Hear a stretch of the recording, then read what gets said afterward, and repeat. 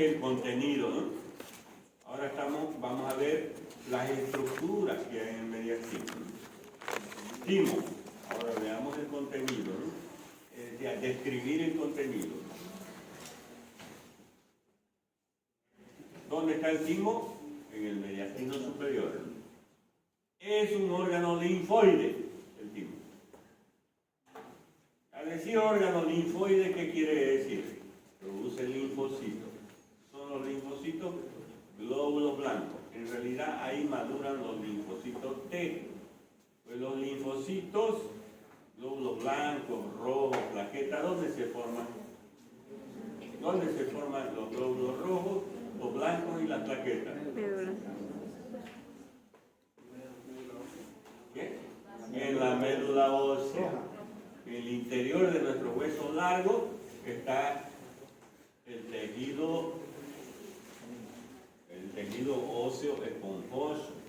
Y entre las trabéculas del tejido óseo esponjoso se encuentra la médula ósea roja, que es la encargada de producir las células sanguíneas, blancos, rojos y plaquetas. Y ahí se producen los linfocitos B y linfocitos T.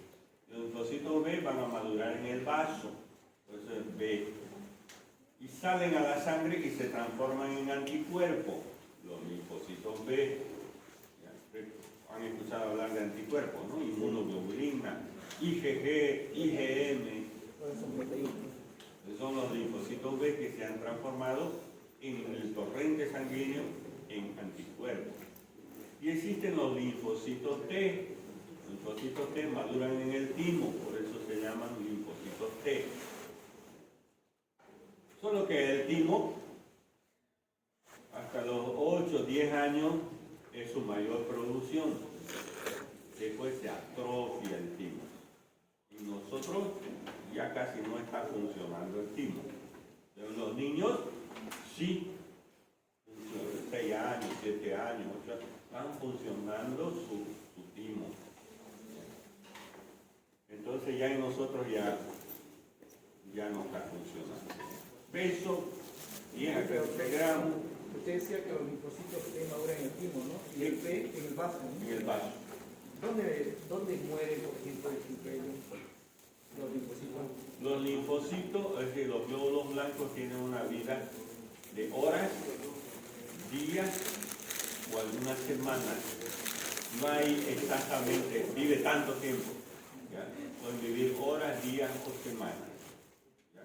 Generalmente son horas o algunos días, porque los glóbulos blancos se van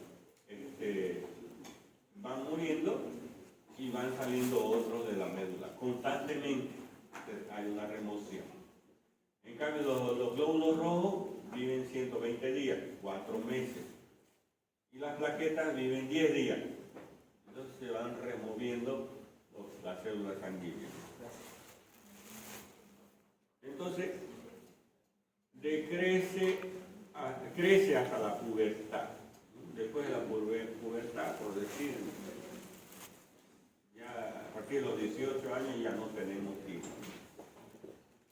30 a 40 gramos hasta la pubertad, va aumentando de tamaño.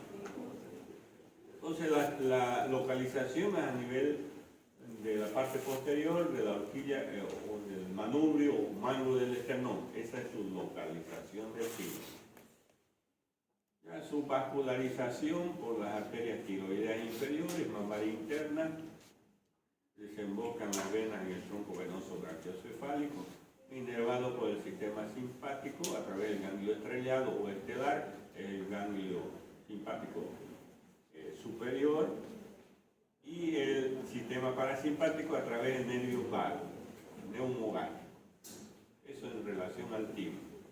En relación a la aorta, la arteria aorta nace del ventrículo izquierdo, luego se hace ascendente, es la aorta ascendente, que se encuentra en el mediastino medio, posteriormente forma un arco, es el arco aórtico, ya esto está en el mediastino superior, el arco aórtico.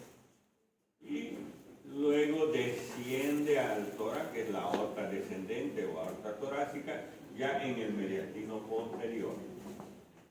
En su recorrido, esta arteria va de origen, las ramas arterias bronquiales, por ejemplo, las arterias bronquiales que se van a dirigir a inervar a los bronquios, a las pleuras y a irrigar, perdón, a los bronquios, las pleuras, los pulmones. Las arterias mediastínicas posteriores también son ramas de esta arteria aorta. Arterias esofágicas medias que irrigan al esófago, también ramas de esta arteria aorta. Las arterias intercostales aórticas, las arterias diafragmáticas o frénicas superiores. Esas son las ramas que desprende la arteria aorta torácica en su trayecto. Porque la aorta tiene tres porciones: el arco aórtico o callado de la aorta, aorta torácica o descendente, la porción torácica, y cuando pasa el diafragma a nivel de todo este 12, se transforma en arteria aorta abdominal hasta la lumbar 4, donde se divide en arterias ilíacas internas y externas.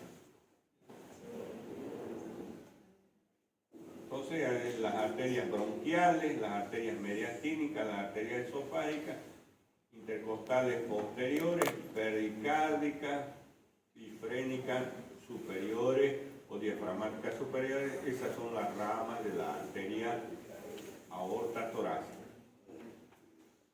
Ahí está la arteria aorta, que está un poco dirigida hacia el lado izquierdo de la columna vertebral. El esófago la desplaza un poco a la izquierda, ¿no? Y desciende, pasa el orificio aórtico del diafragma, ¿no? Esa es la arteria y en su recorrido va a dar esas ramitas que son las arterias intercostales, bronquiales, esofágicas, diafragmáticas, mediastínicas. Doctor, el callado de la aorta, o sea, observándolo bien, está como cabalgando, ¿no?, al bronquio principal izquierdo, ¿no? Sí, sí, al izquierdo sobre todo. Y a la tráquea, ¿no? Existe el estrangulamiento de la tráquea en ese nivel, el estrangulamiento aórtico de la tráquea. Luego el esófago. El esófago es continuación de la faringe. ¿En qué mediastino estamos? Estamos hablando de aorta, de esófago posterior, ¿no? El mediastino posterior. El esófago de la sexta cervical hasta la 12 torácica, 11 torácica, es el límite del esófago. El esófago es continuación de la faringe y por abajo se va a continuar con el estómago. ¿Cuál es la función del esófago? De traer el contenido alimenticio desde la faringe hasta el estómago. Esa es la función que tiene el estómago. Una longitud de 25 centímetros de longitud. Y esa es la ubicación en el mediastino posterior, por delante de la columna vertebral. Tiene varios estrechamientos. En la parte superior, el estrechamiento cricoideo por el cartílago cricoide de la laringe. Estrechamiento aórtico por el callado de la aorta, estrechamiento bronquial por el bronquio izquierdo y el estrechamiento diafragmático a nivel de la región diafragmática. Tiene tres porciones el esófago: una porción cervical, una porción torácica y una pequeña porción abdominal. Entonces, 4 estrechamientos y 3 porciones. Su irrigación, las arterias tiroideas, inferior, aorta, bronquiales, coronaria estomática o gástrica izquierda y diafragmática. Drenan a las venas gástricas izquierda y ácidos. Sus relaciones por delante con la tráquea,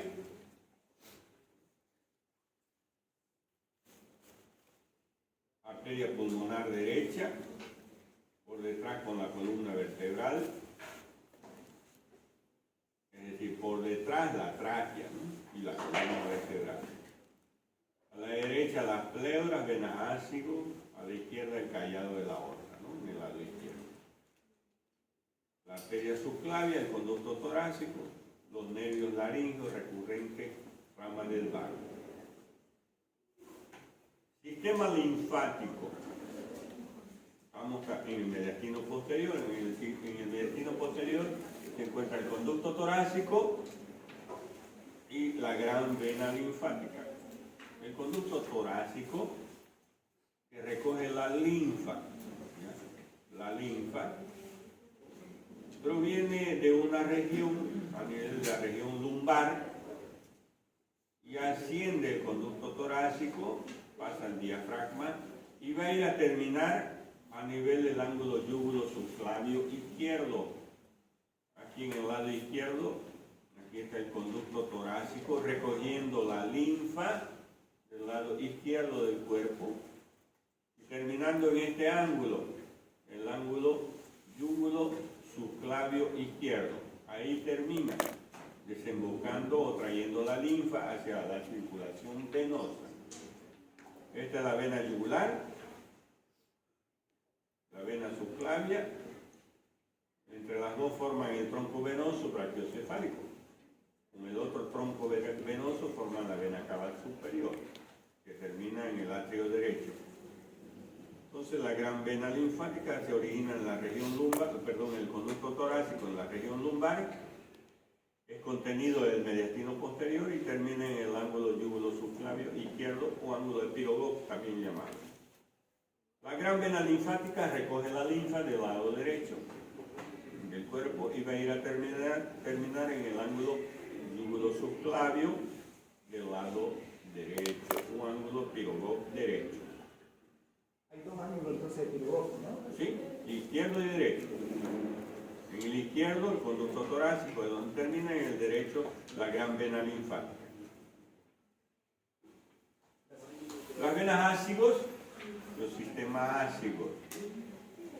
Existen en el mediastino posterior unas venas llamadas venas ácigos mayor y venas ácigos menor y accesorias. En el lado derecho se encuentran las venas ácigos mayor. ¿Cómo está formada? Por las venas intercostales. La unión de las venas intercostales, recuerdan que hay en cada costilla los troncos costales, y ahí están las venas intercostales. ¿Dónde terminan las venas intercostales? En esta vena ácigo mayor, en el lado derecho. Se forma esta vena ácigo mayor por la unión de las venas intercostales y la vena lumbar ascendente derecha. ¿Dónde va a ir a terminar? En la vena cava superior. En el lado izquierdo del tórax se encuentra la vena ácigo menor, que se une a la vena ácigo accesoria. Estas cruzan la línea media y terminan en la ácigo mayor.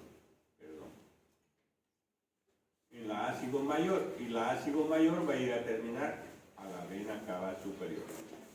Entonces, la vena ácigo menor se forma por la vena lumbar ascendente izquierda y venas intercostales del lado izquierdo. Ambos sistemas ácigos se unen, pero a través de la vena ácigo mayor es donde termina en la vena cava superior. Aquí están las venas, vena ácigo mayor en el lado derecho, vena ácigo menor y accesoria en el lado izquierdo, se unen y termina a través de la vena ácigo mayor en la vena cava superior. ¿Y cómo se forma esta vena cava superior?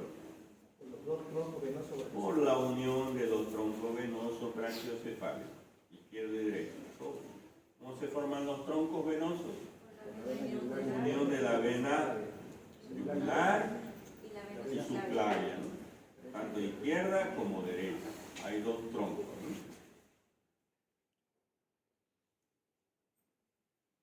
Aquí está vena subclavia izquierda y yugular interna, tronco venoso del lado izquierdo, tronco venoso del lado derecho, vena cava superior. Este termina en el atrio derecho. Aquí está el aorta ascendente, arco aórtico, aorta descendente, ¿no? Ya saben que del arco aórtico forma o da origen carótida primitiva izquierda y subclavia izquierda, y en el lado derecho del callado el tronco brachiocefálico que origina la carótida y la subclavia derecha.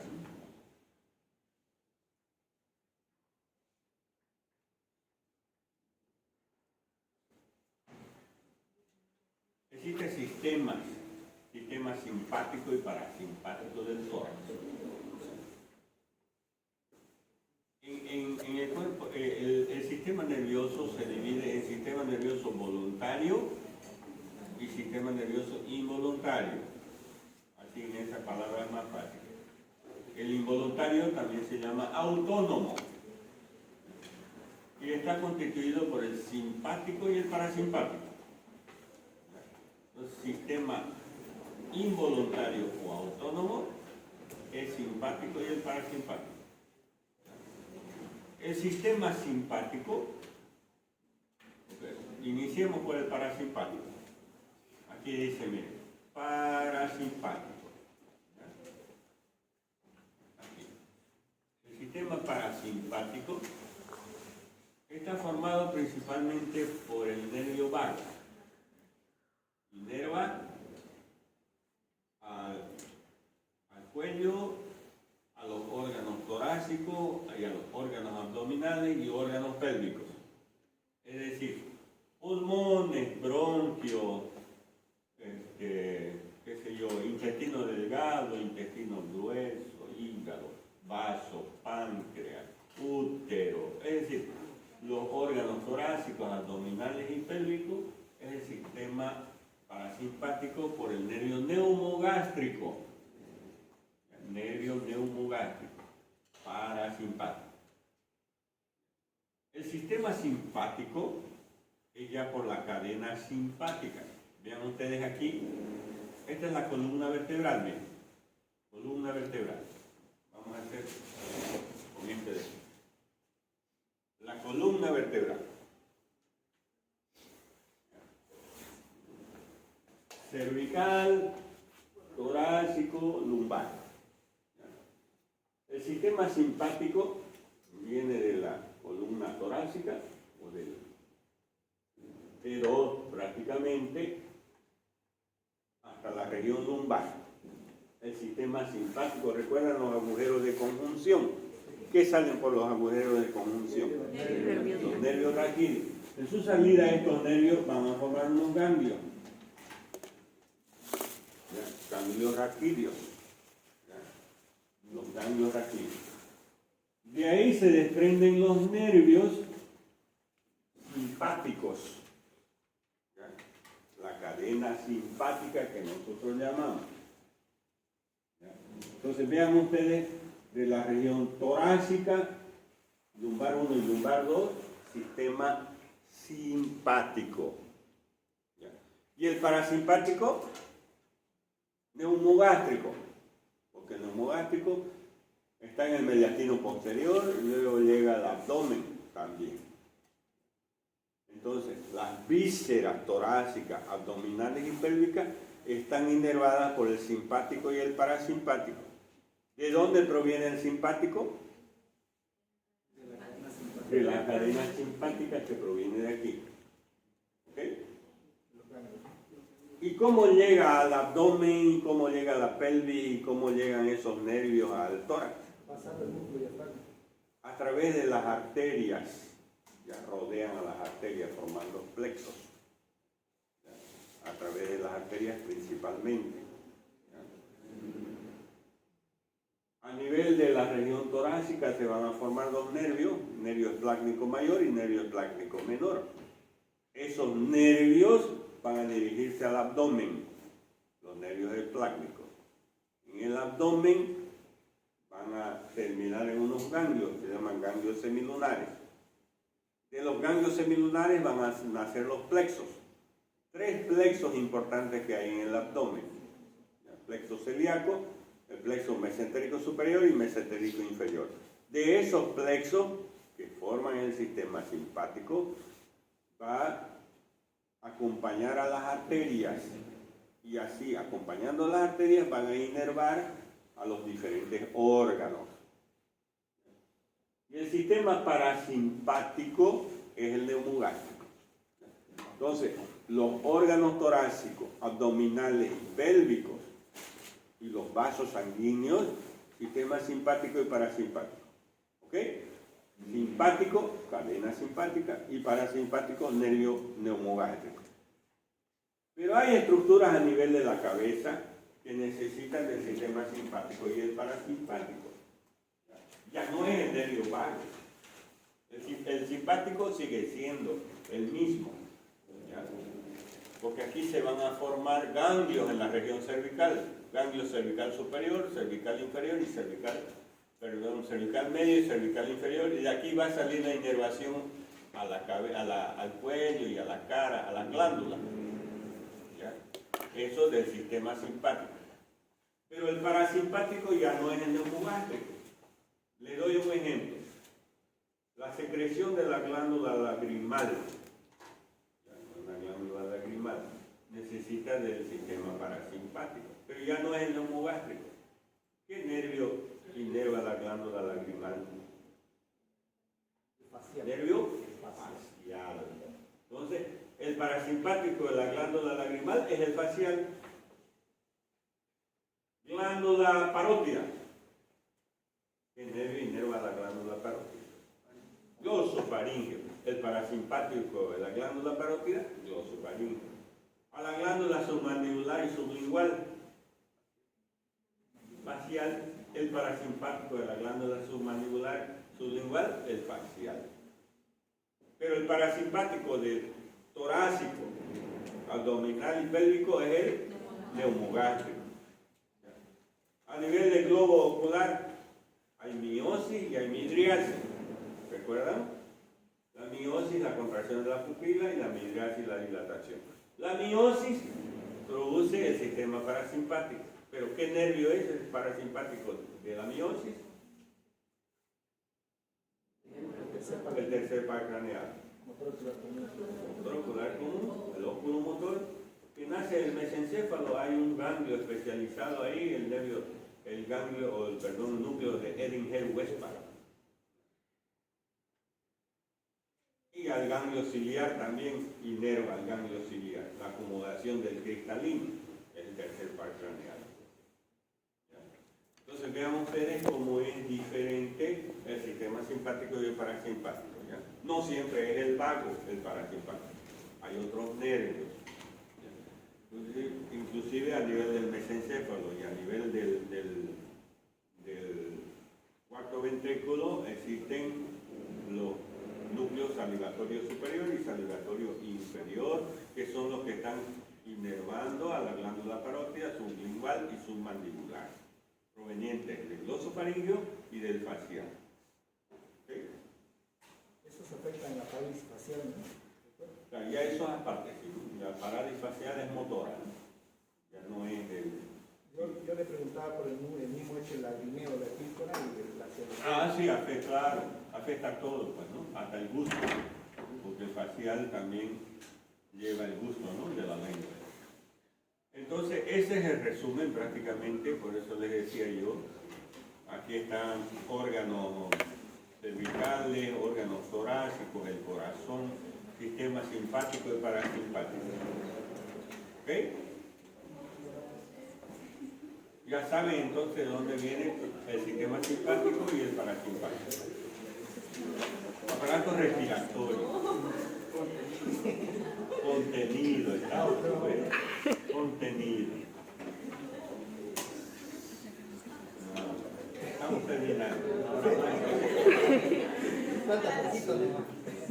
¿Quieren un descansito? Sí.